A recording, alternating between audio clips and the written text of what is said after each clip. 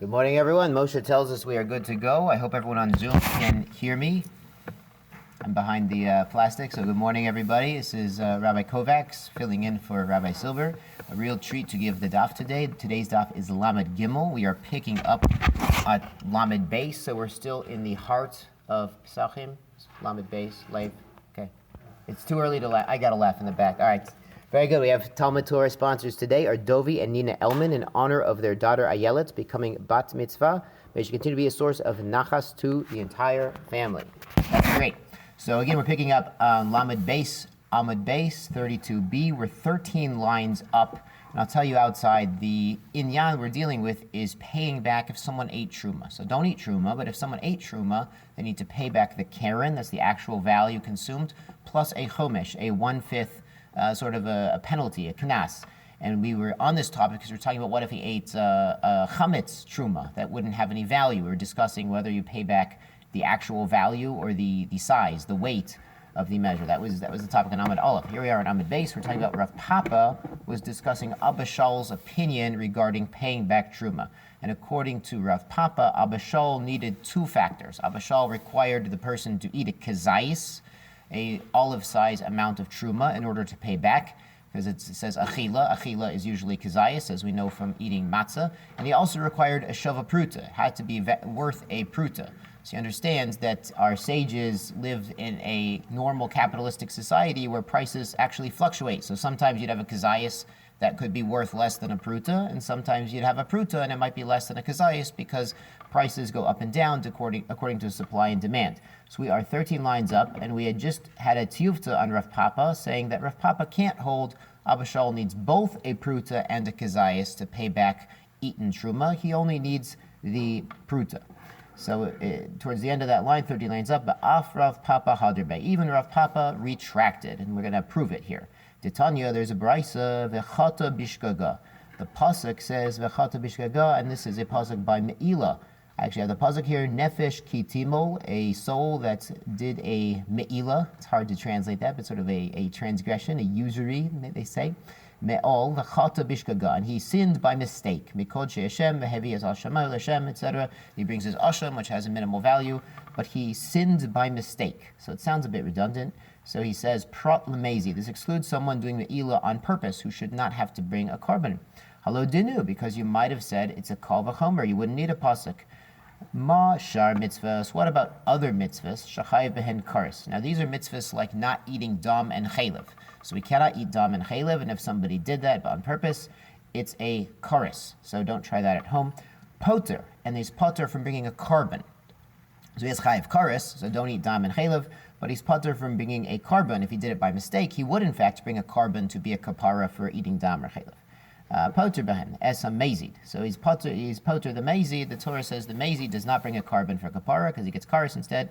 Me'ilah, compare that to me'ilah she'ein bo kares. It doesn't have a punishment of kares.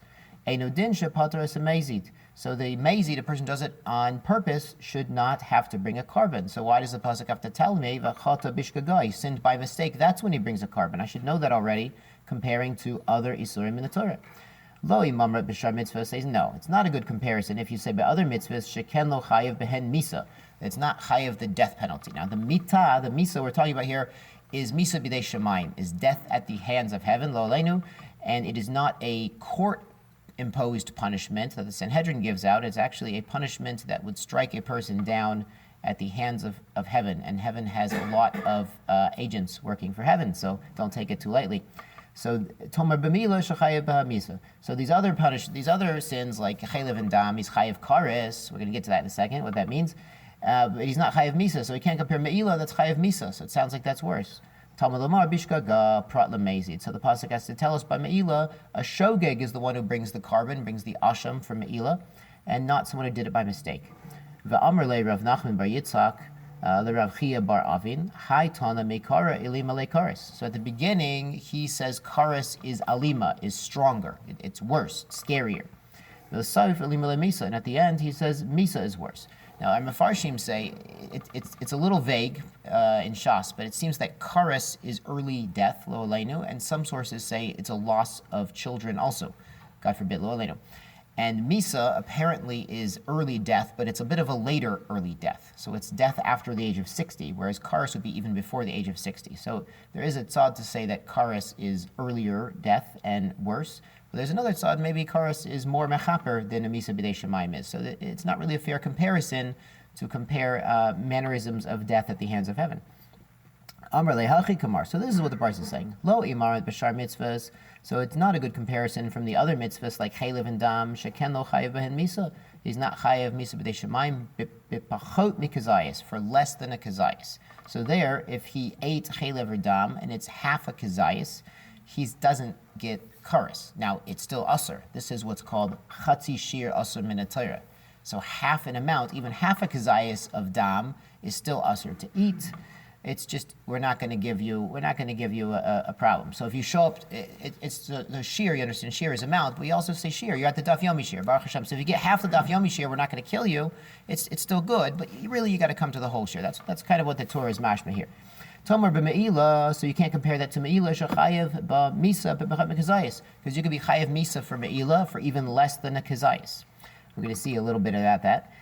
Amalei Tanuch Daitach says, your mind should be at ease. Your mind should have rest. Shehanachta es daita. You've put my mind at rest because your explanation here about Pachot Mikazayis being not a good comparison, that puts my mind at rest. Amalei, my nichusa. What's so restful about it? He says, you know what, my shita is not so amazing either. The Rav and Rav Sheshes Shadab Hinarga. Rav and Rav Sheshes already threw an axe into my argument. Man shamat leid amar, we're turning over. Hazy b'ila misa. Who is the only opinion that says that someone purposefully committing me'ila, top line of Lamed Gimel, gets the death penalty, the misa b'dei shemayim? Rebbe, that's only Rebbe. Now we're at the top, but this lashon, I'm just going to point out this lashon of shadu b'narga. He threw an axe into my argument. It's an amazing thing. Like, you threw an axe into my argument. It sounds scary. There's a Gemara and Bracha. This is going back about almost a year. The Gemara and Brachas in the fourth parak, Daf Chaf Ches, and they say it's an amazing Gemara. There was this machlokes in Rabbi Yehoshua and Rabban Gamliel about davening mariv, what we call mariv, tfilas arvis rishus achova. You remember it now. And Rabban Gamliel calls out Rabbi Yehoshua. He says, "They told me what you said. I don't agree. Stand up. We're going to testify against you. We're going to get this settled in the yeshiva. We're gonna nail this down." And he says the lashon there is hamted anshavo bale trising. He says, "Wait until the shield bearers arrive, and then we're gonna settle this whole argument." Now, the shield bearers, the Mepharshim say, that's a higher level. Because here they're throwing an axe into an argument. So anybody can throw an axe at your shita.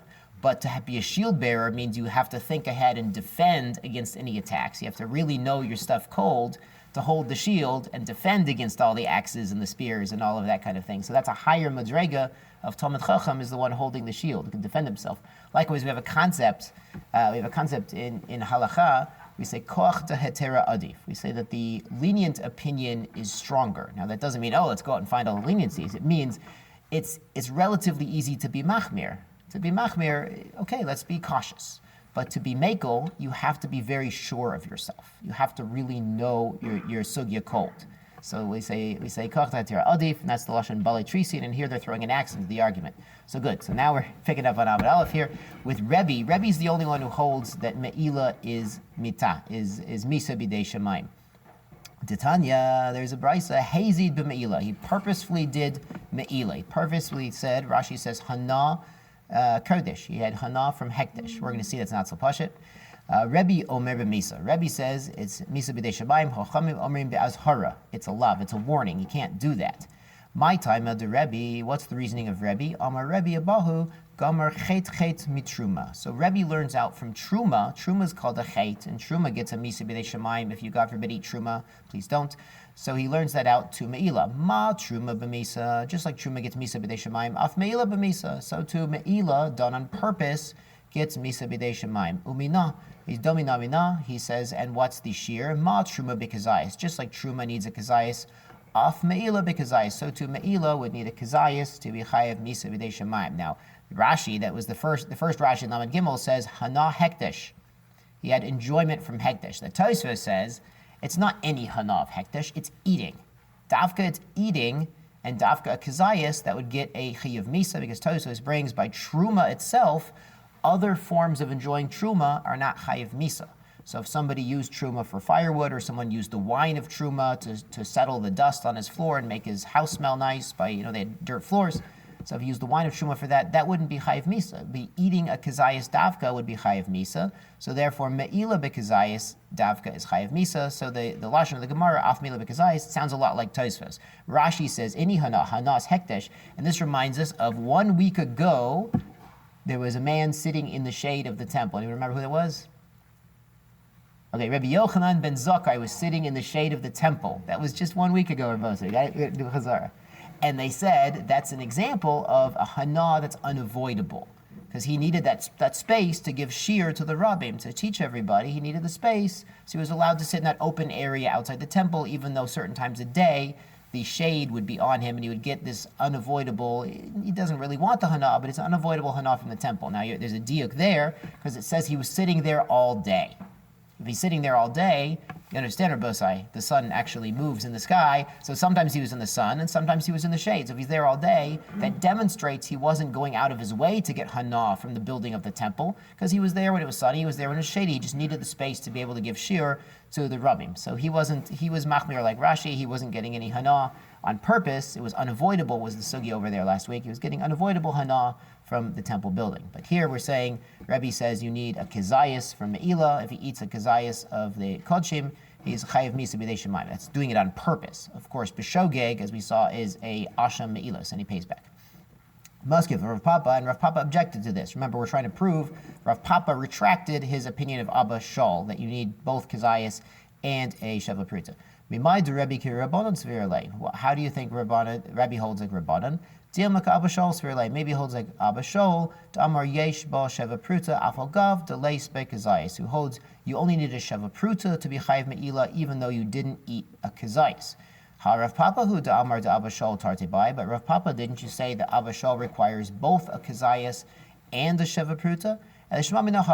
So it seems that Rav Papa retracted, and he said that Abba Shol only needs the Sheva Pruta, he doesn't need a Kazayis to pay back Me'ila or Truma. Now you're going to ask me, if he only ate a Sheva Pruta of Me'ila or Truma, how is he going to pay back? Because we know, archaeologists will tell you, that there was a Pruta coin and there was a half a Pruta coin, but there was no 1/5 of a Pruta coin. And paying back is a Chomesh, and Chomesh is a fifth. So he should be paying back a fifth. You would need a fourth of a Pruta coin. So you have to ask the archaeologists if they ever found this. I know they found half prutas from the temple era, and they found full prutas from the temple era, and they found bigger coins. They found 8 pruta coins, things like this. But a fourth of a pruta or a fifth of a pruta, I don't know if they have that lemaisa. So maybe he would pay back in kind with some sort of produce or something. So that's something that's a shaila for the archaeologists and the researchers. So I'm sure someone will look that up. Marbre de Ravana, moving on to Marbre Ravana Amar Hachika Marla. Hachika Mar Lo Imar Bashar Mitzvah. So he's giving another comparison. By Me'ila needing to be, by mistake, to bring a carbon, and on purpose, we said is Misa B'dei Shemayim. So it's not like you say by other mitzvahs, Shelo Asa Behen She'ein Miskaven Kemiskaven, that we don't make an unintentional act like an intentional act by other mitzvahs. Here's their example, She'im Niskaven Lachtoich Tolush, because if he intended to cut something that was already tolush, detached from the ground, V'chotach Chesed Mechuber, and instead he cut something attached to the ground, Shapotter, he's potter. Now this is going back to Shabbos. So Baruch Hashem, we just had a review on brachas, having a review on Shabbos. Shabbos, Rashi tells us, is Maleches Machshavas Binan, to be chayiv on Shabbos, either chayiv skila, if there's Eidim, God forbid, or chayiv karis, or chayiv to bring a carbon, if it's b'shogig. He has to be doing something knowingly, with some sort of intention. He has to intend to cut this leaf that's attached to the ground. And okay, it was a mistake. He didn't know it was Shabbos, he didn't know it was Asr, but he has to actually, the act itself has to be with kavona, with intention. If he's intending to cut leaf A, which is not attached to the ground, and he ends up not looking what he's doing and cutting leaf B, which is attached to the ground, he's potter. So maleches mechsheves asr Torah by Shabbos. So can we compare Shabbos? Because it would be potter. Tomer b'meila shem niskaven lechis chamim. There's a similar case by Meila. If he wants to warm himself up begizei chulin, with shearings. So he sheared his sheep, and he has a bag full of shearings. He's going to use them for a pillow or a blanket or a mattress to warm up. And instead, and instead he used the shearings of an ola, and obviously the shearings of an ola, the entire ola goes up on the mizbeach, so the shearings too belong to the temple. Shemal, that would be me'ila if he warms up with the shearings of the sheep of the ola. Rav Nachman bar Yitzchak Amar Hachi Kamar. This is what we're saying the comparison is. Lo imamra b'shar mitzvahs. It's not like the other commandments. Shkan lo mischayev behen she'ein mitasek mitasek. Now mitasek is another level we discussed by Shabbos. We spent most of the year learning Shabbos, Rabbi say. So it's good to review it. Mitasek means he's involved in something else. He's not really paying attention to the act he's doing because his mind is on something else. And mitasek means he's busy. He's preoccupied with something else. She'im niskaven l'hagbia tetolish. His intention is to pick up, say, a flower that's already detached from the ground. He cut a flower before Shabbos, left it on the ground. It was designated, so it wasn't muksa, it was designated for Shabbos. And he accidentally pulled up a mechuber flower because he was looking at the talish flower and he was mitasek. He was trying to pick that up, but he heard a dog bark and his eyes were somewhere else, and he accidentally grabbed the one that was mechuber. Shepater. So that's pater because again, by Shabbos maleches machshavas asra Torah, he needs an intentional act, and he has to be intending to do this act, not intending to do something else. And he accidentally got distracted and ended up plucking the flower that was attached to the ground. That's still pater because he wasn't intending that. Tomer b'meila, can you say the same thing about meila? Shem choshit yado lekli. He puts his hand into the kli, litol chayfetz. He dropped his keys or his fork into a bowl, and he sticks his hand into the bowl. What happens? V'sach yado b'shemen shel kodesh. And his hand gets meila anointed. He's going for his keys, but they're in a bowl of hekdesh oil, and now his hand is anointed. Shemal. He's committed meila, even though he's mitasek. Even though he has no intention to get oil on his hands, he just wants to grab his keys. So nabach, he's committed meila. So it's a different standard of kavana by meila. Amar Mar, B'mei Memorim. So now actually going back, we're taking a backtrack to yesterday. We were talking about, do we pay back truma lefi mida or lefi damim? Is it according to the amount or according to the value? So we're going back to there. Mafrish truma v'chmitza. So we're talking about if it was chametz, it's worthless on Pesach. Chametz and Pesach is worthless. So if you ate truma that's chametz and Pesach, really it has no value of objective monetary value because it's also v'hana.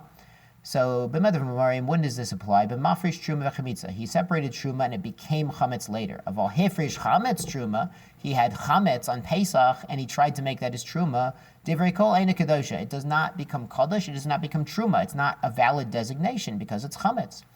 How do we know these words? Amar Rav Nachman bar Yitzchak. So Rav Nachman bar Yitzchak says, Amar Kra. The pasuk says, Titain lo. You have to give him. You give to the Kohen the truma. It says, Reshit degoncha tiroshcha v'tzarecha reshit gez tzonecha titain lo. Give it to the Kohen. Lo v'lo oro, not to his fire. If you gave him chametz on Pesach, he has no choice but to burn it. And he can't even have hana from the burning. We remember a review from a couple weeks ago. You fired up an oven with chametz on Pesach. It's aser. The bread's aser. The oven's aser.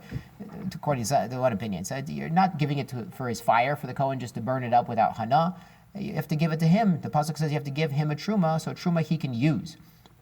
Masiv Rav Chuna Berei Rav Yeshua. So Kasha ein tormin min ha tameya l'tahara. You can't take truma from something that's tamei, that's ritually impure, onto what's tahor.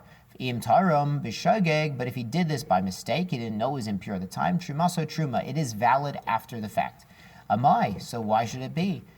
Just like chametz is not kaddish, lema lo oro. We could say the same drasha. The pasuk says you have to give the Kohen something he can use, not something he just has to burn. If you give him tamei, he just has to burn it. Lo kasha. It's not a kasha. Chasam chaysa lo shata kusher. It had a time of being kosher, being valid. So before it got tamei, this produce would have been perfectly good truma lechatchila. Now it's tamei nebuch, but it's okay because it had a time it was kosher. Hacha lo hayta lo shasa kosher. But over here by the chametz, it was never kosher. What do you mean? This was never kosher? It was always chametz? It was born chametz? It's very strange. So we're saying it was chametz when it was still mechuber. Because you know the chiyuv of truma, you have to take truma once you've harvested the grain. Once you've harvested the grain, and not before, when it's still attached to the ground, you just don't have to take any truma. And here it became chametz when it was already attached to when it was still attached to the ground before it was harvested. If it became chametz after it was harvested, achinami the kocha, it would become a valid truma. So Rabbi say this is an amazing treat. It's mamish a treat. So we're going to pull out the Shulchan Aruch and we're going to see something truly amazing. You're going to love this. We're actually preparing for Pesach right now. I know it's not 30 days before, but anyway, the Shulchan Aruch says in Orach Chaim Taf Nun Gimel in Dalid Achitim, the wheat, she'osin behem matzat mitzvah, that you make the mitzvah matzahs with. That's for the Pesach Seder. Tov l'shamran, it's good to guard them. Shelo yiplu alei mayim, that mayim will not come onto the wheat. Mishat ketzira, from the time of harvesting. Rabbi say this is called shmura matzah. So shmura matzah, the lashon is tov. It's very good to have shmura matzah for the Seder. Lefachot mishat tachina. And b'diavad, if it's from the time of grinding, once you start grinding the wheat, it's much more susceptible to becoming chametz. If it has contact with water for 18 minutes, it could become chametz. So at least from the time of grinding, but it's very tov, it's very good to have shmura matzah for your Seder. And b'diavad, you could buy kemach from the shuk to make your matzah mitzvah, because we assume they're not soaking the kemach, the flour. So there's amazing Mishnah Brura. You're going to love this Mishnah Brura. So there's Mishat Ketzira, Rotze Lomar, Sheyishmor Me'et Achi, V'l'hola, Shelo Yipol Alehem Mayim, L'shem Matzah Mitzvah. Like we said, it's Shmor Matzah.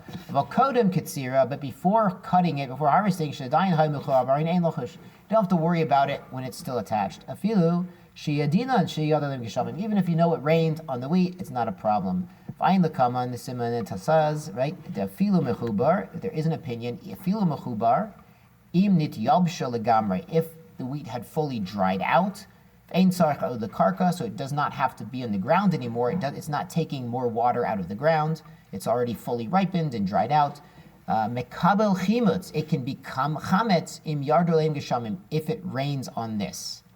Al ken the minag liktzor dagan shel shmura. Therefore, when we make shmura matzah, we harvest the dagan, the crops be'odan lachin ktsas, before it's dried, when it's still a little bit wet. We harvest it then. And this is brought from the Chaya Adam. The Mishnah Berurah is bringing the Chaya Adam, and the Chaya Adam brings this from the Gra. And he says the Gra was machmir for his shmura matzah, that it was like this. It was not dried out, because the chashash is if it's dried out all the way and it's not taking more water from the ground, then when rain gets on it, mamash, a mabul, like mamash, a lot of rain on it, and it's soaking there for 18 minutes on this dried out grain, there's a chashash that could become a chimetz. So this is a real chumrah that the Gra and apparently the Chaya Adam were machmir for, and that the Mishnah Berurah brings. And it would be very interesting if any of the big kashrus companies got into this chumrah and said, "Oh, it's extra shmura, it's shmura min a shmura." But we also have a concept that Torah chasal mon Yisrael, that the Torah doesn't want us to go crazy and doesn't want us to waste our money. So it's a chumrah. If you follow the Gra, then maybe you should look into it. But for the rest of us, shmura matzah is quite adequate. Tov, it's very good to have a shmura matzah, but that's even shmura when it's mechuber. Even if it's attached to the ground, if it's all dried out, there is this chashash of chimetz, and that is our Gemara right here, is the source for that Gra Chaya Adam Mishnah Berurah. So good. So now we're ready for Shmura Matzah. We're ready for Pesach already. Baruch Hashem. Amrlei ein begezeres irin. So he says Amrlei in begezeres irin pitgama. He says, I heard this in the gezeres irin, in the saying of the angels. They're saying b'mamar kedishin and shilti. Now this is a pasuk in Daniel. So he's saying this pasuk is sort of like, yes, this is the right. This is the correct interpretation, that it could become chametz when it is mechubar karka if it's dried out. And so in the base medrash they say like me. So the angels are saying this. Now Rashi actually points out these angels that we're talking about.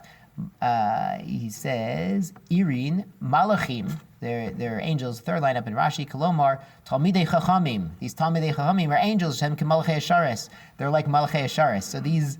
He's not really saying angels, mamish, said the halachas like me. He's saying the Talmidei Chachamim that are like angels, said the halachas like me, that grain all the way dried out could become chametz, even attached to the ground, and that's the grain we're dealing with that could never become a valid truma because it never had a shat hakusher. It was never kosher.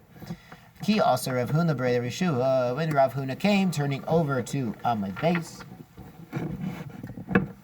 Amar Kra, he says, the pasuk says, he has another source, Reshit.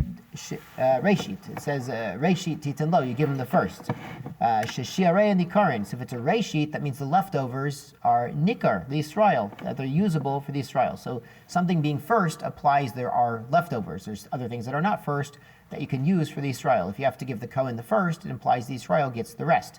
Yatzta Zo, that excludes this chametz during Pesach.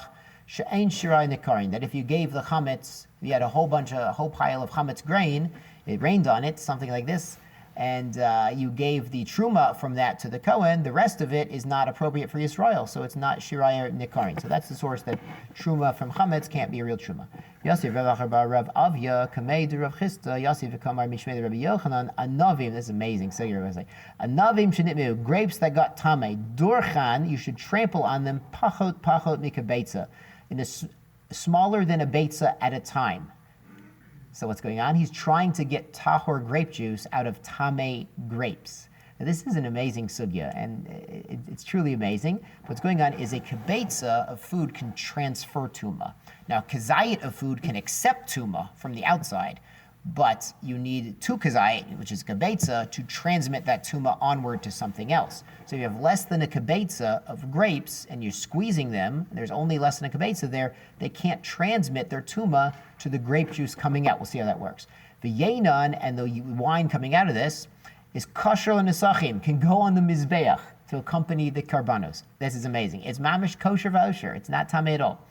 Alma Kisavar, we see from this, he has to hold mashkin mifkod pekide, that the juice inside the grape, it's like it's deposited there. It's not really the ikr part of the fruit. It's like a deposit inside the grape. Le'emus, so when, le'emus kot metame, when does it become tame? L'chi sachit, when he does sachita, when he squeezes it out. Sachit l'chu. And once he squeezes it out, there isn't a shear of kibetza in those grapes when he squeezes the grape juice out, so it can't be metame from the grapes to the grape juice. If that's so, kibetza nami. If you had exactly a kibetza in size, it would also be tahor. De hatznon, and there's a mishnah like this. Tame may, someone was tame from contact of a dead body. Shesachat zaitim anavim. He squeezed out his olives or grapes. Kibetza michavenis. He had exactly a kibetza in size. Tahurin. They are tahor. How does that work? Is because once he starts squeezing it, it's less than a kibetza. He started with a kibetza of grapes, but once you've squeezed out the first drop, you have a kibetza minus a drop, so it can't transmit the tuma from the grapes to the grape juice. Chasam diavid. That's only b'diavad. We don't want people who are tamei mace going out and weighing out a kibetza of grapes and olives and start to squeeze them, because just a tiny fraction more than that kibetza, and a kibetza, depending on the size of your grapes, it could be 3, 4, 5 grapes, not very much. A tiny bit more, your grapes are a little bigger, then everything will be tamei, and he's going to mess the whole thing up, and he can't use it for nesachim anymore. So that's b'diavad. We'd say that. Hacha lechadchila. Over here we say lechadchila. Your grapes got tamei. He's not tamei mace, but he wants less than a kibetza. Less than a kibetza, he has a little wiggle room. Gezerah dilma ase lemevad yoser mikabetza. So we say it's a gezerah. Maybe we don't want him to do more than a kibetza. If you do exactly a kibetza, he'll come to do a little bit more, and he's going to have a tuma problem. Amalei Rav Chista, man tzayis Rabbi Yochanan Rabbi. He says, who's going to listen to you and Rabbi Yochanan your Rabbi? You're telling me you can take tamei grapes a little at a time and squeeze them out, and then use that wine on the mizbeach because it's perfectly tahor. Like, who's going to listen to this? The tuma in the grapes, where'd it go? No, where's the tuma? You're squeezing tamei and you're telling me it's tahor? Alma kasaver mashkin mivla b'liyeh. He must hold the mashkin is absorbed in the fruit. So the first lashon was mifkad bekide. It was like deposited inside. It was separate, and here it's mivla b'liyeh. It's like absorbed in the fruit. So in the fruit itself is the mashka. The juice itself is part of the fruit. Kevan de tamulei uchla. So, and since it became tamei when it was a uchla, a food, a solid food, it's mala mashke. So the juice inside, which is part of the solid food, also becomes tamei. So it's very different ways of looking at the fruit. If it's if the insides are really just a deposit there, or if they're really an ikr part. And as a Hasidic of art, this is our neshama and our guf.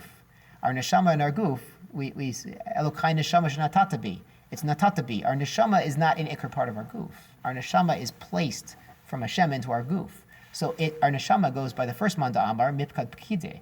So when, God forbid, your guf is squeezed, what cries out to Hashem? The neshama tahura. The guf might be tamei, but the neshama, which is a place there from Hashem from the outside, is still always tahor, as long as you're pachot mikabetza. So I don't know how that works in the Chassidus, but I'm sure there's Chassidim who explain that also.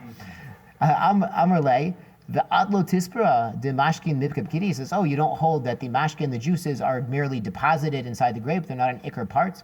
Hatznan, there's a mishnah, tame meis shesachat zaitim anavim, like we said, michavenis kibetza, and they're exactly a kibetza and not more tahurin. That becomes tahor when he squeezes it out, because we say the first drop, now it's less than a kibetza. So it's good if you hold the juice inside is merely a deposit there and not truly part of the fruit. That's why the juice is tahor when it's squeezed out, because now there's no more kibetza anymore to transmit tuma to the juice. If you say the juice is truly absorbed inside the grapes and is part of the grapes, amai tahor, and why should it be tahor in this Mishnah?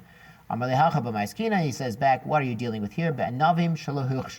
These anavim were not kosher. Now, you understand the grapes are kosher. We huchshru lekabel tuma, because we know that food needs to get wet to be mekabel tuma. There are 7 liquids that can make foods ready to become tuma. They are yad, shachat, dam, yain, dvash, shemen, cholav, tal, dam, and mayim. If any of those 7 liquids fall on your food, and that's good for your food, then you wash off your grapes, whatever it is, you wash off your apples, then they are ready to be mekabel tuma. So these grapes never got wet. Obviously, it rained on them, but once you cut them, they never got wet. They were never a mukhshar lekabel tuma. So la'emus mikshre, when were they made kosher? The kisachit lechu. Once he squeezes them, now the grape juice coming out, grape juice is in the klal of yain, can make them ready to be kabel tuma. So you have tame grapes, but they're not ready to be mekabel tuma and transfer tuma until you get them wet. When does he get them wet? When he starts to squeeze them. When does he start to squeeze them? Now it's less than a kibetza, Rabosai. So it's beautiful. So you have an out here, because these grapes were never ready, were never mukhshar lekabel tuma. Ki sachi lehu b'tzir lehu shior. Now he's reduced the shear of kibetza. Without the kibetza, they're not going to transmit tuma onto the juice. So ironically, the juice dripping out as you squeeze the grapes is making the grapes able to accept and transmit tuma, but the fact that you're squeezing the juice out, now you have less than a kibetza, Rabosai, of these grapes, and it can't transmit tuma to the juice, which is making it able to accept and transmit tuma. It sounds like a physics shaila, about like the black holes and things like this, but it's right here in the Gemara about transmitting tuma. So once you start to squeeze it, you have less than the shear of kibetza, because it was exactly a kibetza. Remember, that's what we said. We don't want the tamei met to squeeze exactly kibetza. We want him to go less, because he might go a little bit more. So it's beautiful. He does exactly kibetza, because once you start squeezing it, you have less juice, and you're not going to transmit the tuma. Dilote mahachi. If you don't tell me, it works out like this. Tanya, there's a brisa halamaha zedome. What does this case resemble? L'trumat tutim zaitim v'navim. It's like a truma of berries and olives and grapes. Shenitma, that it became tamei. She'ein lo ba lo heter achila lo heter hasoka. So what's going on is usually truma that became tamei, you would burn it. So if you're a truma sandwich, if you're a Kohen and your truma sandwich, the bread would be from truma, became tamei, you would throw it in the fire and you'd be able to burn it, you'd be able to get hana from the bread. But here it's a liquid. So it's a liquid from olives or grapes or berries or some kind of fruit, and it became tamei, so you can't really burn a liquid. There's actually, if you remember way back, when we were learning about zvachim, there's a shaila about pouring the wine onto the fire on the mizbeach. It's eish tamid to call mizbeach lo tichbe. You can't do kibui, putting out, extinguishing on the fire of the mizbeach. So there's a shaila, if they're pouring wine onto the mizbeach, you don't want to hit the fire, and the Mepharshim say, well, just a little bit at a time, it's not going to extinguish it, it might throw sparks or something. So there's a little bit at a time isn't going to affect the fire, but here you can't really burn it, because it's a liquid, but it's tamei, so you're supposed to burn it. It's truma tmeya. It doesn't have heter hasaka, v'lo heter achila. Ha-heter achila nami ispe. So, hold on a sec. She'emba lo heter achila v'lo heter hasaka. So you can't eat it because it's truma tmeya, and you can't burn it because it's a liquid. Ha heter achila nami ispe. So you say there is a heter achila here to e by a darech lu pahot mikabetza, because we're assuming it hasn't been squeezed yet, his grapes or his olives or his berries. So you could squeeze it less than a kibetza. So it would be an out. We would say this truma tmeya, we'd say just don't make it tmeya in the first place. You only squeeze less than a kibetza at a time. Amarava, so we say really that should work, but there's a gezeira. Gezeira dilma ase behude takola. If we let him keep around tame grapes and olives and berries, so he's going to come to actually eat them instead of just squeezing out the juice of less than a kibetza at a time, which would make the juice tahar. Are we really worried about causing a takola? Takola is maybe he's gonna eat it, and that'd be an avera of truma tmeya. Hatanya, there's a brisa madlikin b'pasu v'shemen shel truma shenitmes. If the Kohen has oil or bread of truma and it became tamei, he could use it to light his fire. Amrle pot zarik le ben eitzim. So how do you avoid the takola? The bread, you're throwing it among the firewood. So it's not in his bread box, it's not in his fridge. He's throwing this tamei bread into the firewood pile. Shemen shel truma rami lebekli mais, and the shemen shel truma that now it's tamei, you can't keep it in your regular kelim. You put it in a disgusting kli. You remember we had about a week ago by the wine that got tamei. We said, oh, the wine that got tamei, you could use it for ziluf. You use it to keep the dust down on your floor. They said, oh, so good, but you might come to a takola. That's why it's not mentioned here, because it would be a takola to keep tamei truma wine around, because the kohen will come to drink it, because he drinks wine with lunch. It's meshach. So it says, oh, so you put it in a kli mais, same eitzah, put it in a disgusting kli, a dirty kli. Say, no, you want to keep this around for ziluf. You want it to smell good. You don't want it to be disgusting. So he wouldn't do that. So he's going to keep it in his good kli. So that's why wine would be a takola. But we see by the bread and oil, you can put them somewhere gross where you're not going to come to eat it. Be able to keep it around. I have a little more time. Gufa madlikin bepas v'shemen shel truma shenimei. So the kohen can light up with bread or oil of truma that became truma tameya. Abaye Amar Mishmei de Chizkiah. Abaye said in the name of Chizkiah, Rav Amar Devei Rabbi Yitzchak bar Marta Amar Rav Huna Lo Shano Elepas Elepas. This is only by bread itself. Avalchitin, but kernels of grain. The kernels haven't been ground up yet. Lo Shma Lo. You can't keep those around because you're going to come to takola. So bread, you're not going to come to takola because you're going to throw it in the firewood pile. But grains of wheat, you can't keep around because the kohen might come to eat them when they are tamei, truma tameya. Shema Yavu Behanli Day Takola. Like we've been saying, maybe he's going to have a Takola, he's going to come to eat these kernels of grain. Rabbi Yochanan Amar Filochite. He could even keep around kernels of grain that are Tameya, that are Truma Tameya. Amai. So Amai Nechash. What are you so worried about? Dilma Ate Behanli Day Takola. Maybe he's going to come to Takola, he's going to make popcorn, or going to eat the grains as they are. Kamar Rav Ashi. So there's a solution like Rav Ashi. Wow, top of Lamadal already. Bishlikasa umeista. He overcooked it. Shlika is the mamash cooked it into some soft porridge. Meista, and he put it somewhere gross. Hachanami bishlikasa umeista. So then he put it somewhere gross where he's not going to come to eat it. So if he already made the grains soft, so they're going to get a hard grain. You understand? Even a hard grain falls on the floor. A kernel of popcorn falls on the floor. You can pick it up and you go ahead and pop it. Same thing with the grains. But here he already cooked it, shlika, and he made it gross. So beautiful. Since I have a couple minutes, I'm going to tell you, we started with a comparison of Me'ila and Truma and the comparison of death penalties. And there's an amazing Tosfos on Lamed Beis, the last Tosfos there. We're not going to read the whole thing. I'll tell you outside. He says, how is this a comparison? You're comparing death penalties? Tema, Neima Hina and Nusanis, the Shar mitzvahs, Shehen Chamuris. These other mitzvahs are very Chamar, Shehen Bekaris. This was, remember, Dam and Chaylev. The punishment was Karis, not Misa B'Deshemayim. And there's done a kapara. Maybe for a Zodon, maybe he did it on purpose, there's no kapara at all. So by a mistake, he ate Dam or Chaylev by mistake, he brings a carbon chatas. And on purpose, it's a karis. So we say, maybe there should be no kapara if he did it on purpose. Aval Me'ila, Sheikola, She'en Bakaris, but Me'ila is Mekel, there's no karis. Yesh Lizana kapara. If you did Me'ila on a purpose, maybe there should be a kapara with a carbon. So we know it's only by mistake he brings it. Kia Gavna Ika Beresh Makos, he brings talking about the Eidim Zomamim, the first parak of Makos, Kasher Zamla, Kasher Asod. He says they didn't actually do anything, but they accused another person of doing something.